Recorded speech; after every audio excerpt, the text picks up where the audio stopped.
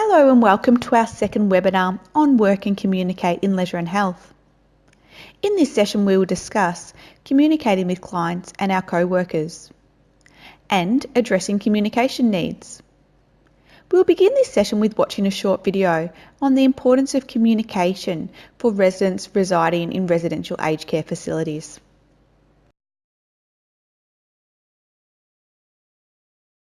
Can you imagine your life without communication? We speak, on average, 150 words per minute and 16,000 words a day to make requests, to express our feelings, to share stories and connect with friends. Irrespective of a person's age, place of residence or circumstances, communication is an intrinsic part of everyday life and interactions. For me, communication, that's what it is. It's your identity, who you really are. Every day, even just talking to your family is absolutely essential to dignity of life. To me, it's just a normal, natural thing to do. If you can't communicate, you're out of this world, aren't you? 95% of people living in residential aged care facilities have at least one communication impairment. This might include difficulties speaking clearly, thinking of words, understanding others, reading, writing, or keeping up with fast-paced conversation. It robs a person of the most vital human need, which is speech. What I find difficult for her is it puts her in a passive position, and she relies on people to interpret what she's thinking or what she wants. And the sad thing about that, I think, is she never was a passive person. She was an active person in her life and a great advocate, and that makes it very difficult. But I see in her great courage to interact as well as she can under the circumstances. She smiles, she laughs, she engages with her eyes, she has a joke, you know, she can still make herself known in that way. But I think it is very important. And I used to miss my husband not talking to me. I think communication between people is great, and I feel sorry for people who have no opportunity for that. I think it must frustrate her. You know, she doesn't say anything. But sometimes when she's trying to tell me something and I just can't understand what she's trying to say, I think sometimes the look is enough to say, "What's wrong? Can't you understand?" You know, it must be frustrating for her. People that are there think that Madeline can't communicate, so they don't ask her anything. So Madeline's sort of in the background and just listening.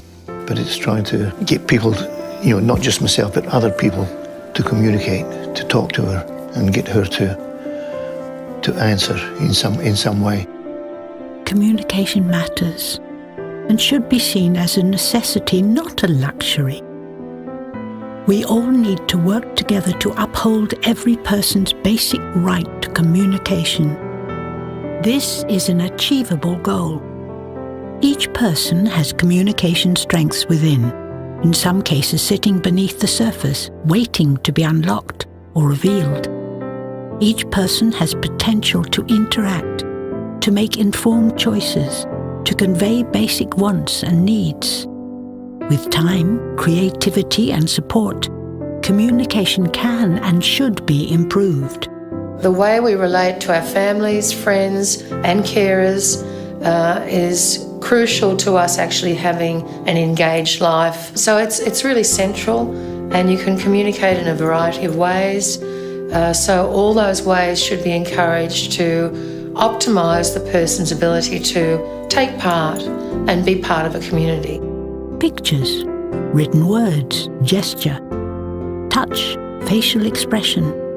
All modes of communication should be drawn upon. This provides access to communication for those who need it, slowing down the pace, highlighting keywords and finding new, innovative ways around communication roadblocks. Help us start the conversation and create rich, supportive, interacting environments in aged care settings. Join the Communication Challenge. Help make communication a priority for all.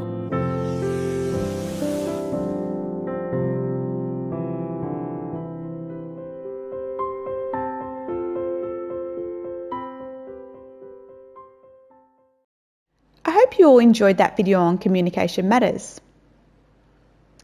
Now, take a moment to think about some things that we need to consider when communicating with an elderly person. Some of the things I think that are important to consider is to find out, does that individual have any sensory loss? For example, are they hearing impaired? If so, do they wear hearing aids? If they do wear hearing aids, it's very important that the hearing aids are working and turned on so that you can communicate clearly with your client and to avoid any frustrations or any miscommunication. Another thing we need to consider is, do they have a cognitive impairment? For example, Alzheimer's disease. If they do, this may change your approach to make sure that your communication is at a point that the person is able to understand and comprehend. And finally, do they speak no or minimal English? If so, you would want to find out how much they understand, and you may have to put other strategies in place to support communication. We're going to now talk about communication in a way that respects the individual and the individual's differences. Communication that respects diversity refers to the interpersonal interactions and communication across different cultures. Effective cross-cultural communication is all about overcoming cultural differences that can occur across religion, nationality, and behaviour. Can you think of a time when you've worked with a work colleague or a client from a different cultural background to your own? If so, what barriers did you face when communicating with this individual? If there were barriers, did you put some kind of strategies in place to communicate with them? We're now going to look at some guidelines and strategies to help improve your cross-cultural communication skills with others. The first one is listening skills. This is a key skill that not all health professionals exercise enough. To avoid any cross-cultural communication problems, you need to be a good listener. Listening is critical to be able to understand the meaning of what the person's saying and empathise with them. Speaking skills is another important aspect. Speaking well is not about someone's accent, the use of grammar and vocabulary, or having the gift of the gab. In cross-cultural communication, speaking is important as it enhances positive speech, and this can be done through things such as encouragement, recognition, or expressing the opinions in a sensitive manner. Another important thing that we need to do when communicating with people with different cultural backgrounds is observation. To overcome any cross-cultural communication barriers, you need to be more observant of people's dress, body language, interaction, and behaviour, as these details contain large amounts of cross-cultural information. For example, you would need to be aware that in some Asian and African cultures, extended eye contact during communication can be seen as a sign of disrespect or a challenge of authority. Another important thing we need to consider is patience. While there are times when cross-cultural differences may be frustrating and it may make it hard for you to communicate with your clients and or their families, using patience can build respect, and therefore cross-cultural understanding can be enhanced. The final thing we need to consider is flexibility. As a leisure and health worker, you must be open-minded and be adaptable if you wish to achieve successful cross-cultural communication. Understanding and addressing cross-cultural differences can lead to a breakdown of cultural barriers, which in turn can lead to better communication, stronger trust built between the two parties, and a definite rapport built. Okay, now let's look at some other tips for communicating with a client from a different cultural background to your own. What's really important is active listening skills. and the use of verbal encouragers such as yes or to show that you're listening to the person. You can ask questions to clarify the information that they're trying to tell you. The use of your body language should give the client your full attention. When speaking, be patient, polite, and use suitable terminology. And try to build a rapport by showing empathy and understanding. When it comes to communication, what's proper and correct in one culture may be ineffective or even offensive in another. In reality, no culture is right or wrong. They're just different. Therefore, there is no single best approach to communicating with another person. The key to cross-cultural success is to develop an understanding of and a deep respect for the differences, and to make sure these are always respected. In some cases, communication breakdowns occur, and these can inhibit the expression of the needs, interests, and the requirements of our clients. To manage these breakdowns, we need to listen carefully to what the client is telling us. We need to use active listening techniques. We need to pay close attention to the client's body language and their facial expressions. We need to provide ample time for the individual to communicate, and in some cases we need to use communication aids such as signs or even symbols. In day-to-day life, there are different forms of communication. These include verbal communication, non-verbal communication, including body language, and written communication. Let's start now by looking at verbal communication. Verbal communication is the most basic form of communication. It's a transfer of information from one person to another through speaking. For this form of communication to be successful, the two people that are involved in the conversation will need to be able to understand the information that's getting transferred from the sender to the receiver. Some examples of verbal communication that you'll come across when working as a leisure and health worker can include having to answer phones, relaying messages, receiving or giving instructions, making or confirming arrangements, and communicating with clients, their families, and your work colleagues. It's important as a leisure and health worker that you have effective verbal communication skills. These include using the appropriate language. Depending on who you are speaking to, you will need to use the right language for the audience that you're speaking with. As an example, you will use different language when you're talking with your work colleagues than that when you're talking with your clients. When talking with your work colleagues, you're most likely going to use health-related terminology or medical jargon, as they call it, which would not always be appropriate when speaking with a client. You should always speak clearly. When you are speaking, ensure that you're speaking clearly so the person you are speaking to can understand what you're saying. This includes not talking too quickly. Volume is another important thing to consider. The volume that you speak needs to be loud enough for the other person to hear you clearly, but not so loud that you're shouting at them. A pet hate of mine is that I've often seen certain staff working within aged care facilities automatically raising their voice as they try and talk with an elderly client.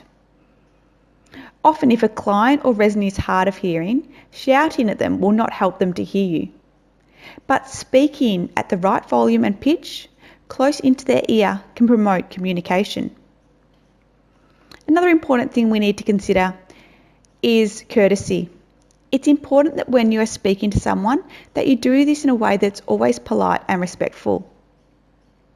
The final thing we need to consider is active listening. Listening is an important skill in communicating with others. To show that you are listening to the other person, you will want to ask questions and paraphrase. Paraphrase is meaning repeat what they've said to gain clarity and more understanding.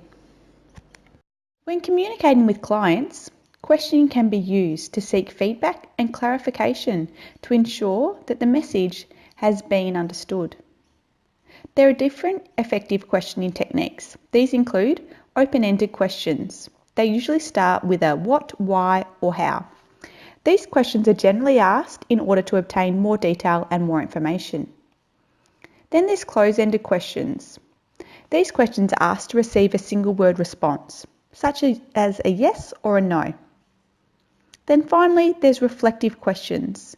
These require the client or person to examine their existing knowledge or information before giving a thoughtful response, as they may be required to explore their own views or feelings about a specific topic. What kind of questioning technique would you use when discussing with a client that has a diagnosis of dementia if they would like a cup of tea or not? I think the most appropriate would be to use a close-ended question, such as, Betty, would you like a cup of tea? Rather than saying, Betty, what would you like to drink? This would all depend on the severity of Betty's dementia. If we asked Betty what she would like to drink, and she was in the later stages of dementia, this could make her become very confused, and she may not be able to articulate and say the word tea, or she may become confused to what you're asking. So it's easier to ask something more specific and get a yes or no answer. If you asked Betty if she'd like a cup of tea and she said no, then you could ask, Betty, would you like a cup of coffee? And she may then give you the answer yes. Do you know what percentage of communication is classed as non-verbal communication? About 50% of the messages we relay to an individual is from non-verbal forms of communication. So let's now look at non-verbal communication, as it's very important as it makes up such a large part of our communication. Non-verbal communication is the messages that we send through our body, language, tone, and the speed of talking, including our posture. These are the hidden signals that, if we read properly, can show the true feelings and intentions of a person who is speaking. Due to the nature of the response that comes from body language and non-verbal communication, the person who is listening to the conversation would be more inclined to pay more attention to it, so they can try and work out the underlying emotions in the message. There are many different types of non-verbal communication that come from body language. Some of these types of non-verbal communication can include facial expressions. Your facial expressions are the most common way to determine what your feelings are during a conversation. No matter what culture you come from, the facial expressions for the common emotions will be the same. For example, frowning. Then we've got posture. The way that someone carries themselves during a conversation will send different non-verbal signals to the person listening to them. If you are standing tall with a straight back, then you will show you are open and welcome. Whereas if you're standing with crossed arms, it shows that you may be uninterested in what the person's saying or that you're upset. Different cultures will have different postures for conversation. For example, in many Asian cultures, people will stand straight with their arms by their side, as they consider wild arm movements when talking to be impolite. The next thing we need to consider with non-verbal communication is gestures. The gestures that you use in conversation can mean many things to different people, depending on where you come from. For example, the simple handshake. Many European countries have adapted the handshake as a universal sign of greeting, leaving, and agreement. However, it hasn't become as common practice in cultures such as the Asian cultures, where a bow is seen as more common. Then we've got eye contact. Eye contact is an important type of non-verbal communication. You use your eyes to gain the most feedback from another person's non-verbal communication. However, as discussed earlier, not all cultures use eye contact as the same as what we do here in Australia to maintain the conversation. In Japan, it's common practice to close one's eyes when listening to a speech so that they can close out everything else other than the person's voice that's actually talking. The final thing we need to consider when it comes to non-verbal communication is space. The amount of personal space that a speaker gives to the listener can also determine the non-verbal expressions. If they're standing close, then they are showing that their message could be confidential and they don't want anyone else overhearing it. Or it may be considered that if someone stands close to you, that the person feels more comfortable speaking with that individual. The final form of communication we're going to talk about is written communication. Like verbal communication, effective written communication is reliant on the words we choose, how we express them, how we present them, and the proper use of grammar. In the aged care industry, some common examples of written communication include progress notes, client assessments, care plans, memos, incident reports, hazard reports, and policies and procedures. Written communication can also include things such as websites, emails, social media, podcasts and videos, newsletters, broadcasts, and the use of the intranet. When working with clients, you may require the services of an interpreter. This may be in the form of a professional person or possibly a family member or friend who can correctly relay the desired information.